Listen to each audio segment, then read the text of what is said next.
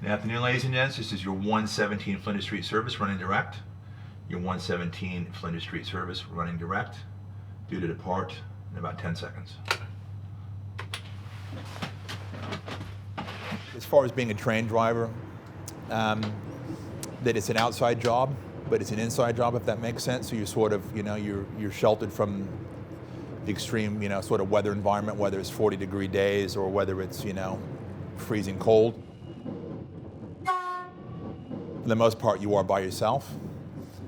So I think it suits people that are slightly introverted. They're not, they're not uncomfortable being in their own space. So it is a good time where I could just sort of be by myself and just be left with my thoughts and just have that quiet time. In order for you to maintain focus, you have to be present in the moment.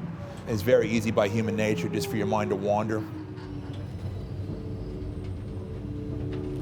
As far as driving is concerned and the different emotions that you experience when you're driving, it basically depends. It could be the roll of a dice. I mean, you could get, behind the controls of a train and drive the train, and you can have absolute chaos. You could have passengers abusing you. You could have infrastructure breaking down.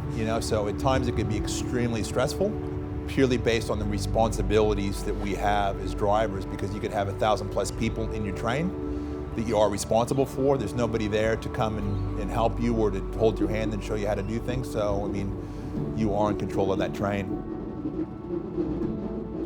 And also, too, dealing with probably fatalities. I think that that's one issue that not a lot of people talk about. I think it needs to be talked about, and that's near misses. You get people, whether it's an intentional sort of thing that the individual does or it's an accident, nonetheless, is it's the driver has suffered a traumatic event. And for a lot of people, that is, knock on wood, I haven't had one yet, but I see the consequences of that in my current role now. When I go to the scene and I pick the driver up, everybody responds differently. Some drivers, they don't respond well at all, and some, they respond a little bit too well. I've heard a lot of drivers say that actually an intentional suicide, a fatality, is easier to deal with than a near miss. And the way that they rationalize this is with a fatality or a suicide is it's finalized. The person was deliberate. This is the way that the driver sort of justifies it in their head to let them deal with it in their own way, is that they say there's a finality to it. They were just a vessel, a vehicle. I mean, when the train is doing 150 kilometers an hour and you put the emergency brake on, it takes a long time for the train to stop. So you're basically, the driver's just a passenger, But I think the things that the drivers have a really hard time dealing with is accidents. So you get somebody that walks behind a stationary train at the platform and they're running express through the station, and that, for the driver, that is extremely hard to deal with. But I always tell the driver, when I was an on-the-job trainer, and I would tell trainees, if that is going to happen, to not look, to pull the blind down, to not look, because once you see things, it's like an image that's burned into your mind that doesn't ever go away.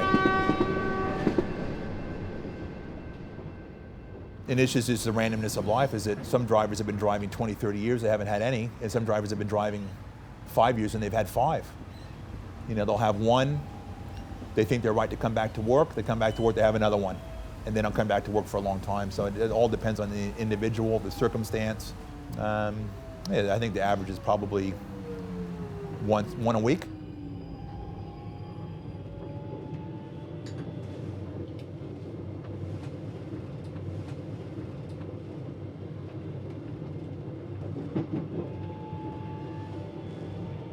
The way that I am now is, I think it's just based from personal previous experiences. I don't try to plan my life out.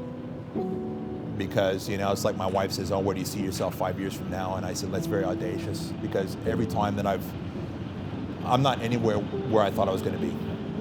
And it's not bad, it's going, sometimes doors close and sometimes doors open up, but I find myself in a position I never thought I'd find myself in, and I'm grateful for it. So, probably something that I need to do is set more long-term goals. And maybe too, with the mindfulness and living in the now, sometimes I do live too much in the now.